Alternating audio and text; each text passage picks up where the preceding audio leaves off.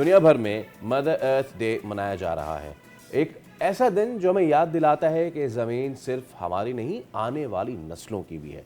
ये दिन वैसे तो पहली बार 1970 में मनाया गया और अब अक़वाम मुत्तहिदा के तहत दुनिया के 190 से ज़ायद ममालिक में 1 अरब से ज़ायद अफराद इसको मनाते हैं। लेकिन क्या सिर्फ ये मनाने की हद तक ही है? इस बार जो है जो थीम है इस आफार आर प्लानट, यानी अब वक्त आ गया है कि हम काबिल तजदीद तवानाई, साफ माहौल और कुदरती वसाइल के तहफ़्फ़ुज़ की जानिब संजीदा कदम उठाए। सादिया, क्लीशे इस पे बहुत बात हो चुकी है, बट माई क्वेश्चन इज कि क्या हम या हमारी दुनिया की बड़ी ताकतें इस बात को असल मानती भी हैं नहीं? क्योंकि जो इस वक्त दुनिया के सबसे बड़े ताकतवर आदमी हैं डोनाल्ड ट्रंप, वो तो ये कहते हैं कि क्लाइमेट चेंज जैसी कोई चीज़ है ही नहीं। एब्सोल्युटली। और फिर वो एक ही दिन में अगले मुल्क की जब तहजीब मिटा देने की बात कर रहे होते हैं और जब हम मदर अर्थ डे की बात करते हैं तो हम ये बात करते हैं कि हमारी एक चीज़ से, यानी हमारी एक एक्ट से अगले एक्ट के ऊपर या अगला जो चेंज है उस पर कितना फ़र्क होता है, और हम दुनिया में रहते हुए हमारी इंटरडिपेंडेंसी तमाम मामला पर कितनी है, तो उस पर हम कितना फिक्र करते हैं कि हमारे एक एक्ट से किसी और को कितना नुकसान हो सकता है। डॉक्टर मरियम शबीर साहबा हमारे साथ मौजूद हैं, आप माहिर माहौलियात हैं। मरियम साहिबा, बहुत शुक्रिया आपके वक्त के लिए। जैसे फैसल ने बोला कि ये बड़ी ही क्लीशे बात हो गई है कि आप अपने माहौलियात के लिए, जंगलात के तहफ़्फ़ुज़ के लिए क्या ही कर रहे हैं, और फिर हम ये देखते हैं कि अपने फ़ायदे के लिए हम जंगलात को आग लगा देते हैं, सफ़ाई हस्ती से पूरे के पूरे जंगल मिटा देते हैं, और फिर हम क्या करते हैं, वहाँ पर कंक्रीट के जंगलात बना देते हैं। This is what has been happening. और अब ये जंग भी एक फैक्टर है।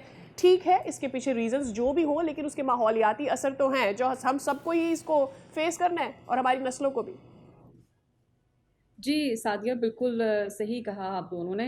बेसिकली पावरफुल सिर्फ वो नहीं होता है जो जंग कर सकता है, बल्कि पावरफुल दूसरे ममालिक भी हो सकते हैं। और इस कॉन्टेक्स्ट में आजकल आई बिलीव कि पाकिस्तान ज़्यादा पावरफुल है, बिकॉज पाकिस्तान के कहने पर जो है वो सीज़ फायर एक्सटेंड हो गया है। दैट मीन्स कि जो इन्वायरमेंटल डैमेजेस वॉर्स की वजह से अभी तक चल रहे हैं रीजन में या दुनिया में आज तक जितनी भी जंगें हुई हैं, उसको थोड़ा सा डिले कर दिया गया है, और विद द होप के आगे जो है वो मज़ीद डैमेजेस ना हों। वॉर्स की पर्टिकुलरली आपने बात की, डेफिनेटली वो इकोसिस्टम के आपको डिस्टर्ब करते हैं। उसमें जो वॉरफेयर में जो केमिकल्स इस्तेमाल होते हैं उसके सेहत पर असरात तो होते ही हैं, लेकिन आपकी वेजिटेशन के ऊपर, आपके फॉरेस्ट के ऊपर, जो नेबरिंग कंट्रीज़ हैं उसके ऊपर, साथ ही साथ जो डस्ट वगैरह भी उड़ती है उसके ऊपर भी बहुत सारे इम्पैक्ट होते हैं। आपका पूरे का पूरा इकोसिस्टम तबाह हो जाता है एक तरह से, और मिलियंस ऑफ पीपल्स आपके जो है वो डिस्प्लेस भी हो जाते हैं। डिस्प्लेसमेंट क्लाइमेट चेंज की वजह से तो होती ही है, लेकिन साथ ही साथ जो है ये जो जंगें होती हैं उनकी वजह से भी लोगों को डिस्प्लेस होना पड़ता है। अब उसकी इन्वायरमेंटल कॉस्ट जो है वो बहुत लॉन्ग लास्टिंग होती है। आप ये देखें कि मिसाल के तौर पर अगर मैं आपको मिसाल दूं कि हिरोशिमा पे जो बॉम्ब गिराए गए थे, उसके इम्पैक्ट आज तक आपके इन्वायरमेंट के ऊपर भी हैं, लोगों की हेल्थ के ऊपर भी हैं। आज तक कैंसर जो है वो वहाँ पे जो ज़रात उसमें थे वो कॉज कर रहे हैं। तो इसी तरह जो आपका ज़मीन होती है उसकी जो हेल्थ होती है, जो सॉइल होती है, जो आपकी वेजिटेशन होती है, जो आपका फ्लोरा एंड फौना होता है, यानी कि जो जानवर, चरिंद परिंद, पौधे जितने भी आपके होते हैं, आपके जो वाटरवेज होते हैं, वो बहुत ज़्यादा ये जंगें मुतासिर करती हैं। मिसाल के तौर पर यमन का इलाके का अगर आप देखें, वहाँ पर जैसे जंग की ही बात आप कर रहे हैं, तो वहाँ पर इन्वायरमेंटल कॉस्ट इतनी बड़ी है कि वहाँ पर वाटर स्कैसिटी हो गई है। पानी बहुत बहुत डेंजरस लेवल तक पूरी दुनिया के, अगर आप देखें कि जो एक रैंकिंग होती है कि स्वेरेस्ट जो है वाटर स्कैसिटी इशू कहाँ हो सकता है, तो वो यमन में इस वक्त है, because of these Wars happening for the longest time now. तो ये मरियम जो साहब, अर्थ डे है, जो आपने बात की, ठीक है, जंग तो हमारी उम्मीद, दुआ यही है कि बस अब ये ख़त्म हो और उसके बाद दुनिया अपनी नॉर्मलाइजेशन पे आए। लेकिन पानी तो अभी यमन में ख़त्म हुआ होगा, जोहान्सबर्ग में, साउथ अफ्रीका में डी डे आ चुका है। दुनिया वाटर राशनिंग पे जा चुकी है।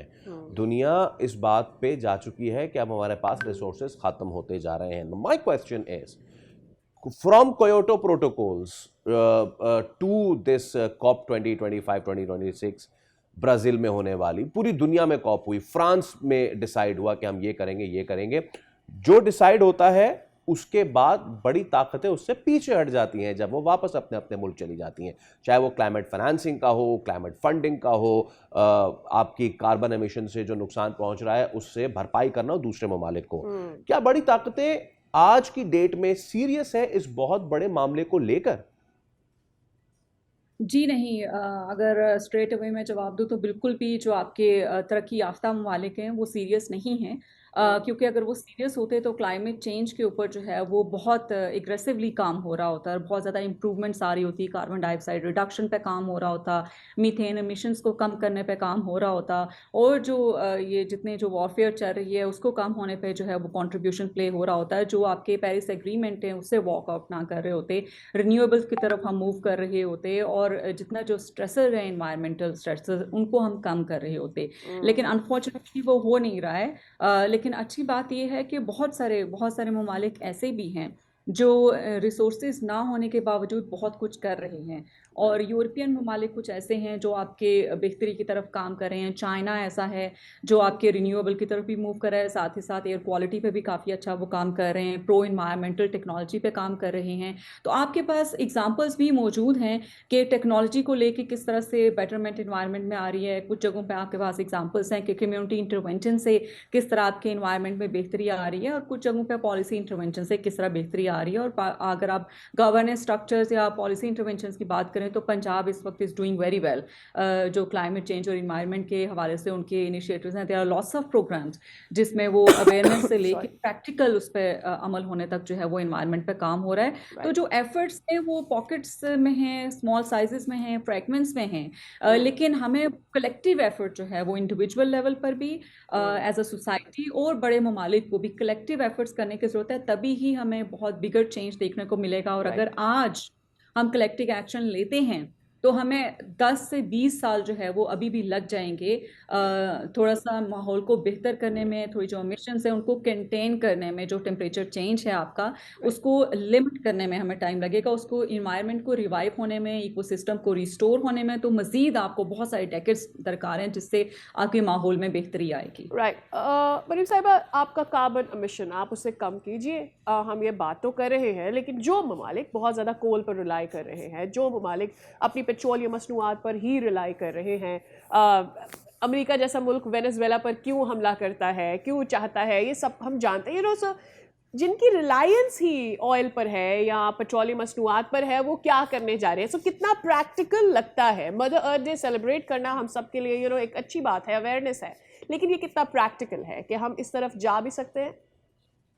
जी, जैसा कि मैंने आपको कहा कि बहुत सारे ममालिक में आपको एग्जांपल्स मिलती हैं जिसमें आप पाकिस्तान को अगर सिर्फ देखें, मैं पाकिस्तान पर फोकस करना चाहूँगी मदर अर्थ डे पर, कि पाकिस्तान में सोलर पैनल्स की जो आपको तादाद है इस्तेमाल की, वो जितने पिछले 5 सालों में आपको देखने को मिली है इंक्रीज़, इतना शायद आपको पिछले 10 से 15 सालों में नहीं मिला था। और उसकी वजह ये है कि हम रिच हैं, सूरज सारा साल हमारे जो है वो रहता है, तो उससे हम एनर्जी प्रोड्यूस करते हैं, बिल्स आपके कम आते हैं, उसकी इंस्टॉलेशन कॉस्ट थोड़ी सी ज़्यादा होती है। इसी तरह आप देखें कि कुछ और भी ममालिक हैं जो इस तरह के इनिशिएटिव्स ले रहे हैं जहाँ पे हवा ज़्यादा है, वहाँ पे विंड एनर्जी के थ्रू जो है वो काम हो रहा है। सिंध में आपको कुछ बेल्ट्स, कोस्टल बेल्ट्स पे आपको टर्बाइंस लगी नजर आती हैं, कुछ इंस्टीट्यूट्स ने लगाई हुई हैं। तो इस तरह दूसरे ममालिक कर रहे हैं, लेकिन सवाल वहीं पे आके ठहरता है, जैसा कि आपने भी बताया, कि जो रिच ममालिक हैं, जो तरक्की याफ्ता ममालिक हैं, जिनको ज़्यादा करना चाहिए, बिल्कुल प्रैक्टिकल है ये रिन्यूएबल एनर्जी की तरफ मूव करना, फॉसिल फ्यूल से फेज आउट उसको करना बिल्कुल पॉसिबल है। लेकिन जो आपके फॉसिल फ्यूल लॉबिस्ट हैं वो इतनी ज़्यादा स्ट्रॉन्ग हैं और इतने ज़्यादा पेनिट्रेटेड हैं आपकी सोसाइटी में, आपकी गवर्नमेंट्स में, आपके पॉलिटिकल स्ट्रक्चर्स में, कि it's very very hard to break them down. और हम रिन्यूएबल की तरफ जो मूव करने की बात करते हैं, अभी आपने कॉप की बात की, कॉन्फ्रेंस ऑफ पार्टीज की बात की, जो कॉप 31 टर्की में होने जा रही है, इससे पहले भी जो ब्राज़ील में हुई, आप देखें कि उसमें से 25 लोगों में से एक बंदा ऐसा था जो फॉसिल फ्यूल लॉबी में से था। तो आप देखेंगे निगोसिएशंस जहां पर हो रही होती हैं कि क्लाइमेट चेंज के लिए इनिशिएटिव्स लेने चाहिए, अगर वहां पे उनकी इतनी प्रेजेंस है, चाहे वो गवर्नमेंट डेलीगेशन की फॉर्म्स में आ रहे हैं, चाहे वो मीडिया के उसमें आ रहे हैं, चाहे वो किसी भी लेवल के थ्रू आ रहे हैं, तो वो इन्फ्लुएंस कर रहे हैं, उनका काम है इन्फ्लुएंस करना। लेकिन civil society organisations, media, climate change activist, ये लोग ऐसे लोग हैं, और रिस्पॉन्सिबल सोसाइटीज़ इन जनरल, ये ऐसे लोग हैं जो हमारी जिम्मेदारी है कि हम पुश करते रहें इन ममालिक को, हम कन्वर्सेशंस को जारी रखें, ताकि देखें कि पत्थर के ऊपर जब पानी गिरता रहता है तो शुगाफ पड़ ही जाता है इवेंचुअली। तो हम यही उम्मीद कर सकते हैं। आई होप कि हम वो शगाफ डालने वाले हो। मरियम, बस जस्ट वन लास्ट थिंग, कि अगर कॉस्टिंग के एतबार से भी देखा जाए, एक तेल के कुओं की एक्सप्लोरेशन, उसकी ड्रिलिंग, फिर उसके बाद उसकी रिफाइनिंग, वो मतलब कि now it's not millions and billions of dollars में। Yeah. वहीं पे इंस्टॉलिंग अ सोलर मैकेनिज्म या फिर going even for the wind turbines and all, मैं तो अभी टाइडल पे जा ही नहीं रहा, Yeah. That is much cheaper than ये ऑयल वाली चीज़ें। फिर भी हम नहीं इस पे शिफ्ट होना चाहते। I am not talking about Pakistan only, generally. क्यों, आखिर मसला क्या है? जी देखिए, जो लॉबीज की, जैसा कि मैंने आपसे बात की, जो खास सेक्टर्स हैं, जो सेगमेंट्स ऑफ सोसाइटीज़ हैं, उनको इसका बेनिफिट ज़्यादा होता है अगर आप फॉसिल फ्यूल सेक्टर से जुड़े रहें। लेकिन इन जनरल जो सोसाइटीज़ हैं उनकी अगर हम बात करें तो उनको ज़्यादा फ़ायदा होता है रिन्यूएबल से। तो इट्स ये वॉर हमेशा से ताकतवर और जो आम लोग हैं उनके बीच ही रही है। तो इनको भी आप, ये जो फॉसिल फ्यूल लॉबीज हैं, इनको भी आप ताकतवर समझें, और बहुत ताकतवर होते भी हैं, Of course. तभी तो ये इतना इन्फ्लुएंस कर सकते हैं, इनके पास Yeah. पैसा है लगाने के लिए, तो उनको सबसे ज़्यादा इससे फ़ायदा होता है। तभी वो इसी बिजनेस पे इन्वेस्ट करते हैं, क्योंकि बहुत चीप जो है वो उनको पड़ता है। जो लेबर कॉस्ट उनकी है जो आप बता रहे हैं, वो ऐसे ममालिक से वो लेबर लेके जाते हैं जहाँ उनको बहुत कम पे करते हैं और इवेंचुअली उनको फ़ायदा होता है। तो इन जनरल सोसाइटीज़ की बात करें, गवर्नमेंट्स की बात करें, तो डेफिनेटली ये बहुत फ़ायदेमंद है और आसान है रिन्यूएबल्स की तरफ मूव करना। लेकिन जो प्रेशर्स हैं, आपकी लॉबीज़ बनी हुई हैं, जो प्रेशर्स हैं, वो इसको इट मेक्स इट डिफ़िकल्ट, क्योंकि जो 1 to 2% जो आपके लोग होते हैं इस सेक्टर से जुड़े हुए, वो उनको ये ज़्यादा फ़ायदा दे रहे होते हैं। इस वजह से ये सेक्टर अभी तक फ्लरिश कर रहा है। Right. सब्सक्राइब करें और बेल दबाएं ताकि कोई खबर रह न जाए।